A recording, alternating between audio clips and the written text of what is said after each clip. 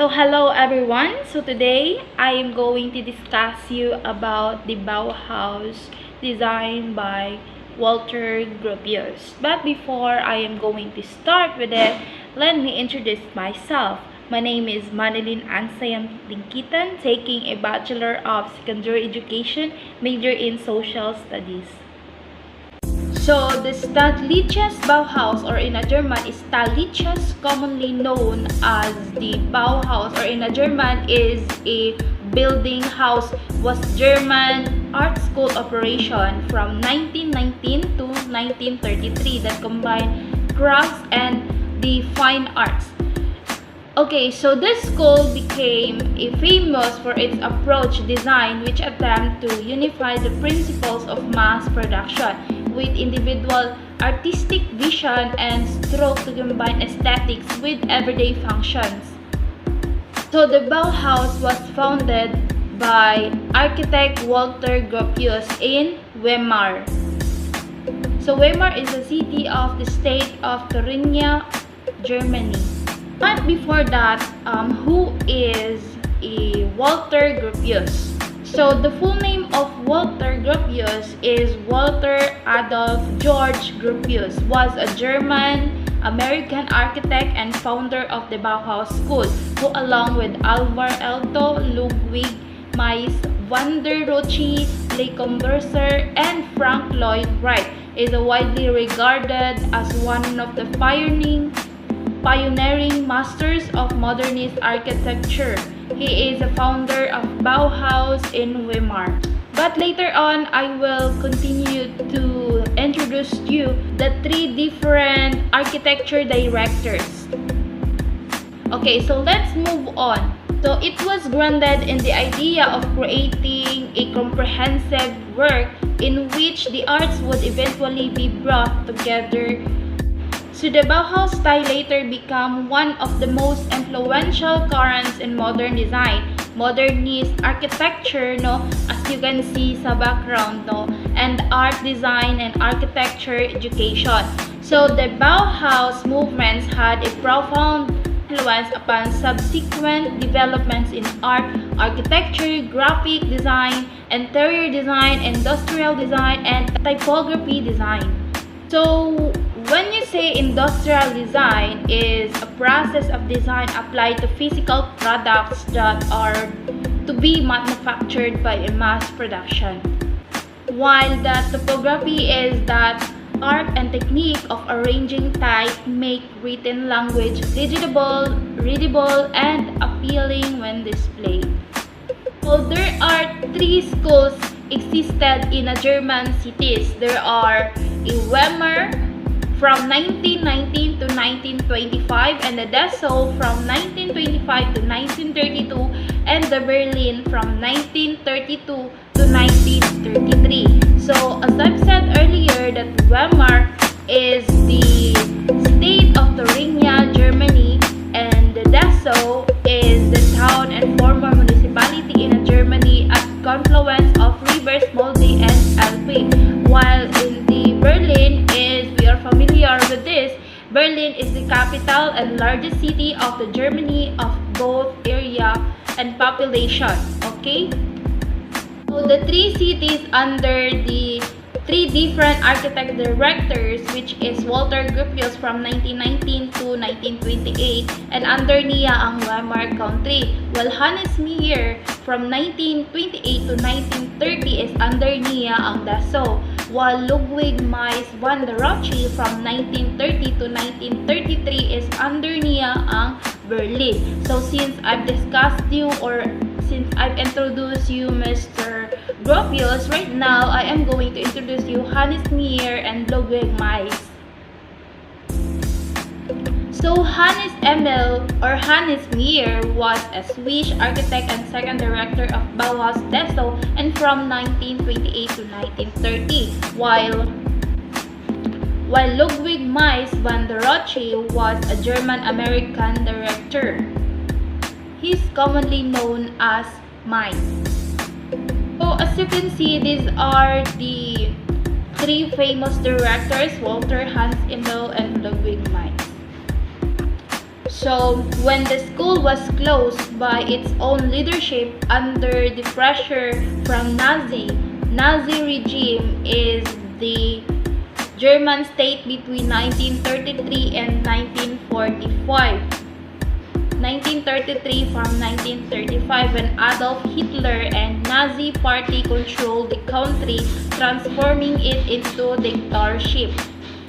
So, having been painted as a century of the communist intellectualism. But even though nag-stop and nag-close na ang school, but the staff continued to spread its idealistic precepts as they left German immigrants all over the world. But even though nag-stop na sila, the changes of venue and leadership resulted in a constant shifting of focus, technique, and structures and politics. I guess that would be all for my part. The next reporter is Ms. Villegas, and she will continue to discuss you about the Bauhaus. Thank you for listening. God bless us all. Good day everyone, I am Arlene Villegas and I am going to discuss the Bauhaus architecture characteristics and the Bauhaus architects and lecturers. So what characterizes the Bauhaus building style? Are there certain Bauhaus patterns to be found in all examples of Bauhaus houses? From shapes and colors to materials and designs, here are the common characteristics of Bauhaus architecture. Functional and practical shapes. So Bauhaus style is characterized by a lot of adornment or ornamentation, focusing attention on the streamlined shape. So most of Bauhaus buildings for instance, feature flat roofs to produce a basic geometric appearance. So tabular chairs, which are basic chairs supported by an angular piece of steel tubing, and another iconic illustration of Bauhaus pattern design's elegant functionality. So utilitarian and uncomplicated with geometric forms and few superfluous embellishments.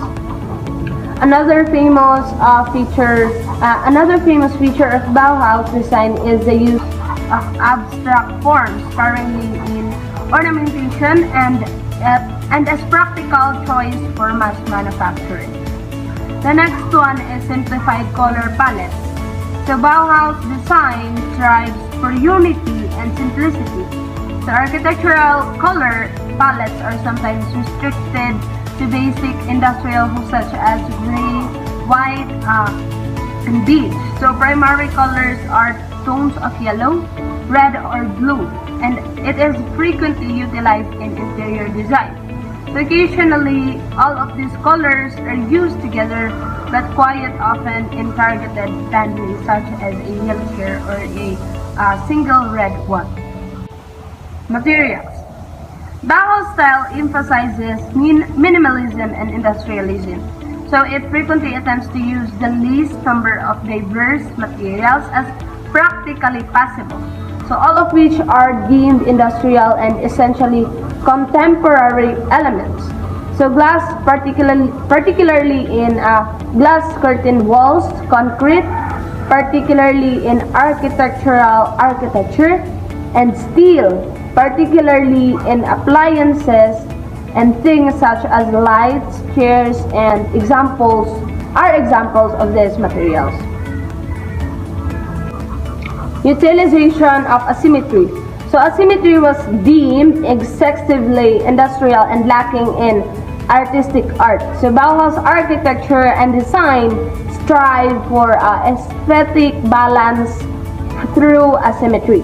As a consequence, Bauhaus designers attempted to connect and balance Bauhaus buildings and spaces by using the same components throughout without making all sides the same.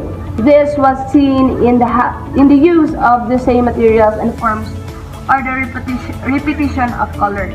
So the Bauhaus building in the Wiesel is a notable example of this, since it incorporates various diverse shapes and angles while maintaining unity with white paint and vast window patterns.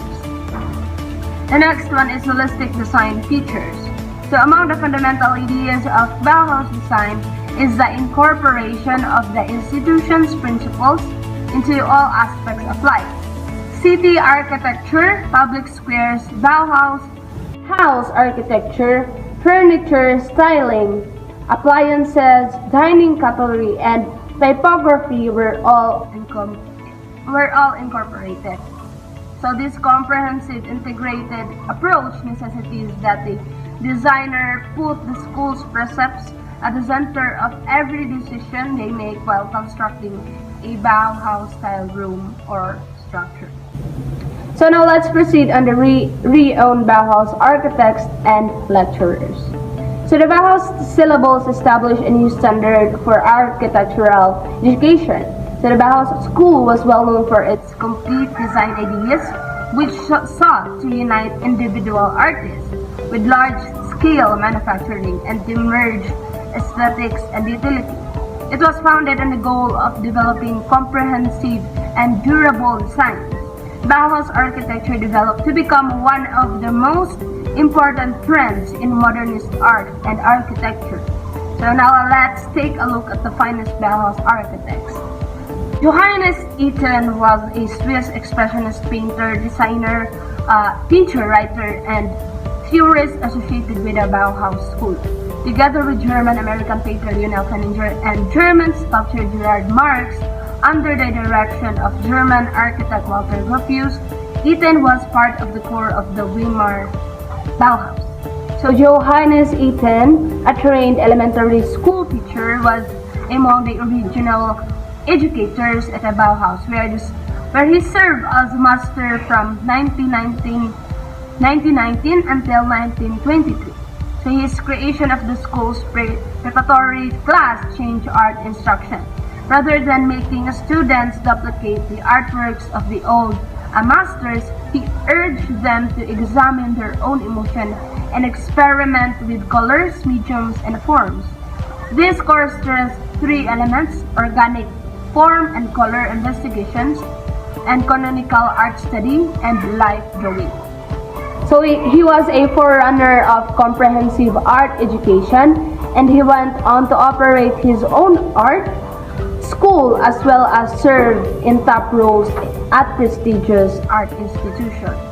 So Itten's Bauhaus workers or foundation course developed practices that are still important to art school education today, such as encouraging self-expression and experimenting with materials and process.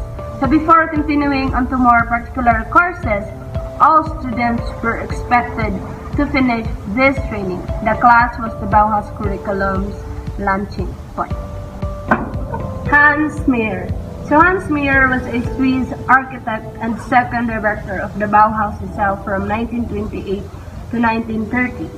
When the Bauhaus Architectural Department was ultimately founded in April 1927, Walter Gropius picked Meyer as its director, even though Martstam had been Gropius' initial choice. Meyer introduced his revolutionary formalist philosophy, which is a theory was that architecture was an organizing effort unrelated to aesthetics and that structure should be low-cost and built to meet societal demands. So he was fired because he reportedly politicized the institution. Peter Keller. So Peter Keller was a versatile German artist and was one of the representatives of famous Bauhaus art movement in Germany, which was typical for its functionality and consistency with mass production. Keller was a painter, architect, and graphic artist whose places are popular and sought for even nowadays because of their attractive simplicity. So Keller's interior design objects like chairs and cradles are so successful that they are still being sold by the German company called Tecta. So Keller chose to create his own workshop for paintings, interior decoration, and commercial graphics in 1925.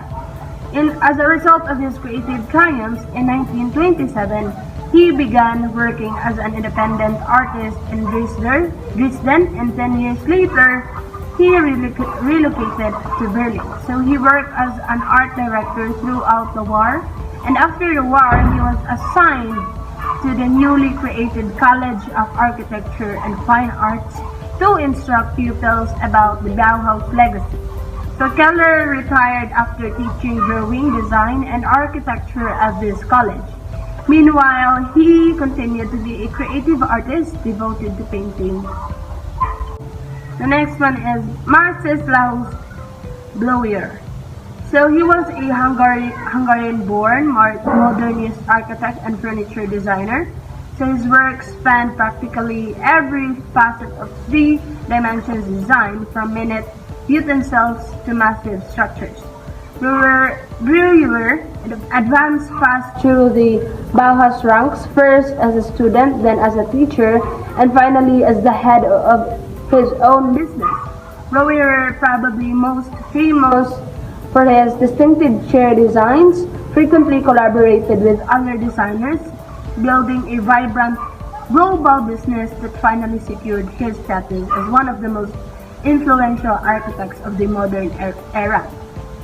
So according to New York Times journalist Maura Eden, Brewer's was one re-owned chair. The Wassily is an expression of modernism's confidence in technology and the prospect of a better life. So Brewer's ongoing fascination with the potential of new materials and technology, as well as his own reconsideration of tendencies in architectural practice, distinguishes him as an essential practitioner of modernist philosophy. This ends of my report. Thank you for listening.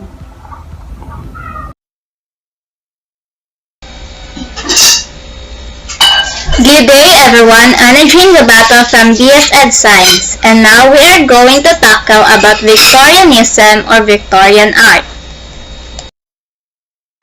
Objectives: to explore the era of Victorianism, who are the artists belong in the era, what arts that has been famous in the era. Overview: the Victorian era was a time of vast political reform and social change, the Industrial Revolution. The 63-year reign of Queen Elizabeth, known as the Victorian era, was also defined by the murderous Jack the Ripper and even bloodier Crimean War. The vast growth of cities and slum, long and regimented work hours for many laborers, and the decline of the rural life. Queen Elizabeth was born in 1819 and ascended the throne at the age 18. Was Britain's second longest reigning monarch, or surpassed only by Queen Elizabeth II.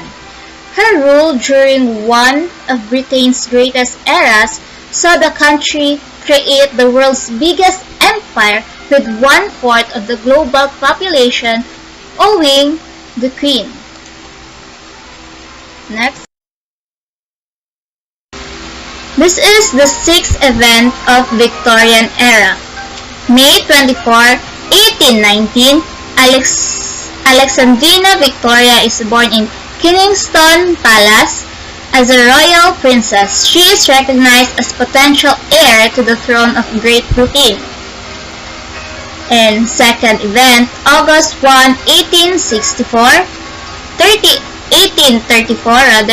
the British Empire abolishes slavery and more than 800,000 formerly enslaved people in British Caribbean are eventually set free. The government provides compensation to slave owners, but nothing to formerly enslaved people.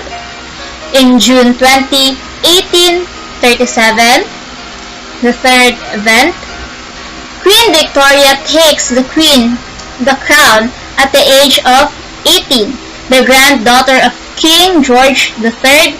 Her father died when she was 8 months old, and her 3 uncles also died, putting her first in the line as the heir of the throne. In the fourth event, July 25, 1837, the first electric telegraph is sent between English inventor William Porter-Gale Cooke and scientist Charles Wheatstone, who went on to found the electric telegraph company.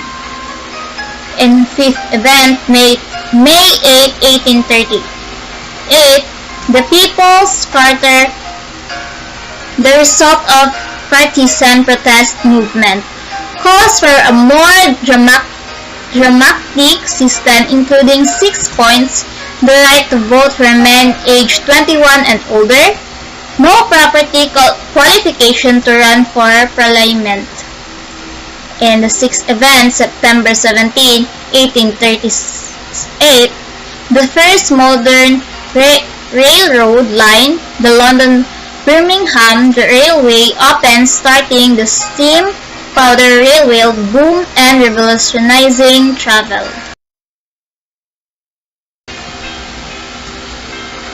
Interesting facts. This is some interesting facts about Victorianism. Victorian era consisted of high fashion, gilded age, rich with elegance, splendor, and romance, strict etiquette, and plush or electric decorating styles. These descriptions were displayed in the style of the artwork from this era. Next, Victorianism focuses a lot on light and color to represent the dramatic events happening during that time period.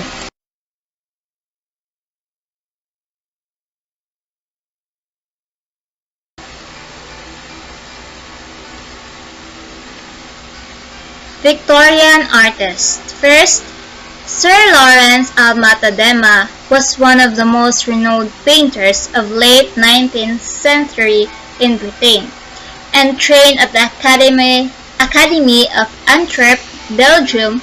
He settled in England in 1870 and spent the rest of his life there. A classical subject painter, he became famous for his depictions of the luxury and decadence of the Roman Empire, with languorous figures set in fabulous marbled interiors or against a backdrop or dazzling blue Mediterranean sea and sky. Next, Charles Burton Barber was a British painter who attained great success with his paintings of children and their pets. Barber was born in Great Yarmouth in Norfolk and studied from the age of 18 at the Royal Academy, London, receiving a silver medal for drawing in 1864 and first exhibiting there in 1866. Frederick Langton was the first Baron Langton, PRA, known as Sir Frederick Langton between 1878 and 1896, was a British painter, draftsman, and sculptor. His works depicted historical, biblical, and classical subject matter in an academic style. William Holman Hunt, British artist and prominent member of the Pre-Raphaelite Brotherhood. His style is characterized by clear, hard color, brilliant lighting, and careful delineation of detail. In 1843, Hunt entered the Royal Academy schools where he met his lifelong friend, the painter John Everett Millais. Next, and the last one, artist is Sophia Anderson, lived and worked between France, America, England, and Italy. In 1871, she became one of the first living female artists to have artworks purchased by the British Public Museum, but today her work is barely known. In conclusion, in the 19th century, Victorian artists, viewers, and critics believed it could, as a poverty, hunger, and disease all became increasingly urgent issues in the industrial Britain.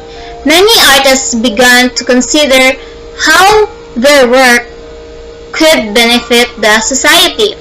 Believing that art could change mind and spur action, they produced paintings, prints, and decorative objects that were designed to not merely comment on social problems but actively participate in solving them.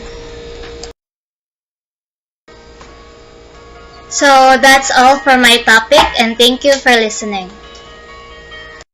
So hi everyone, my name is Kathleen Jusumile, and now I'll be continue to discuss the remaining topic of the Victorian art.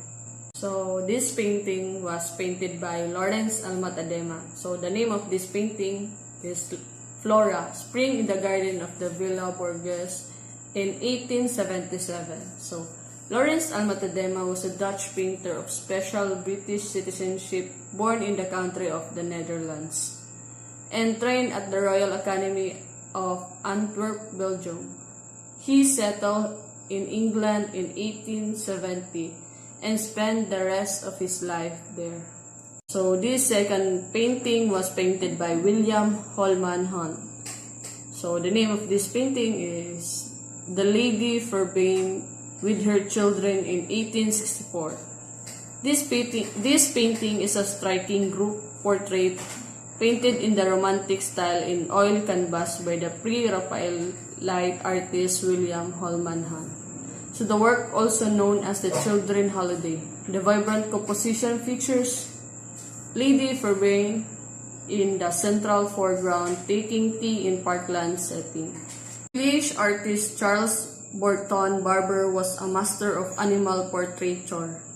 He studied at Academy School in London, where he learned the art of oil painting. So Charles Burton Barber's paintings were primarily of domestic animals and their owners. So in 1870, he was hired to paint Queen Victoria's dog.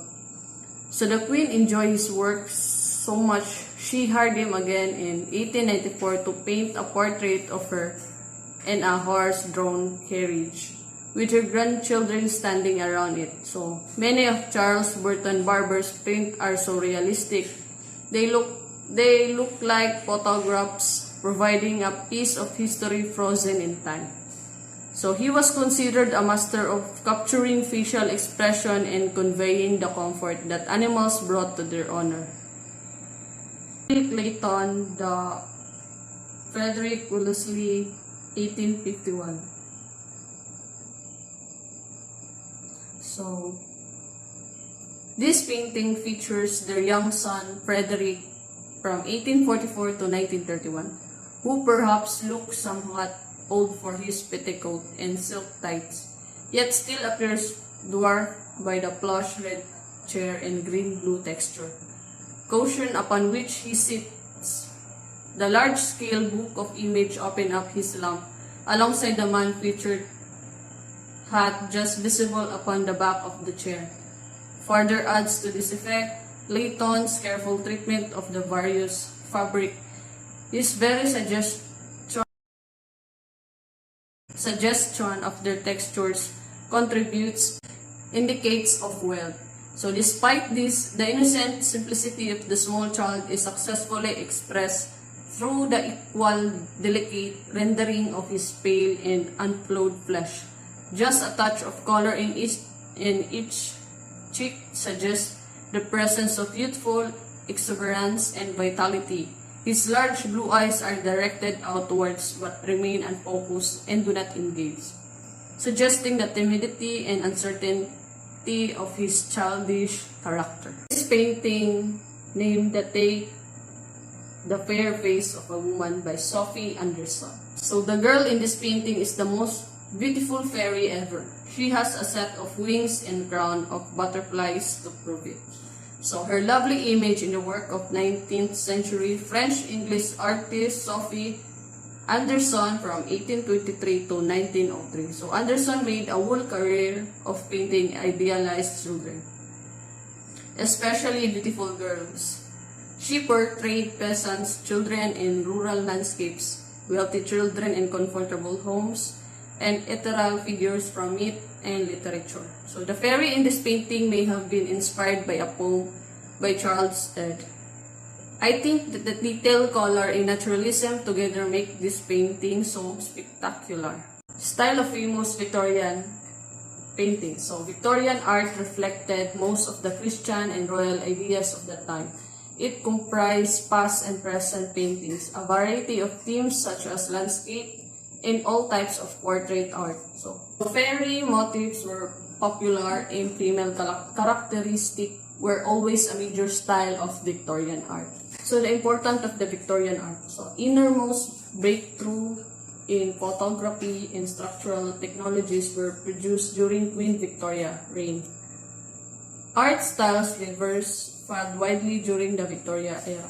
So as a function of the shifting outlook on beauty produced by technological advancement, both architecture and visual art reveals changes in style and decor.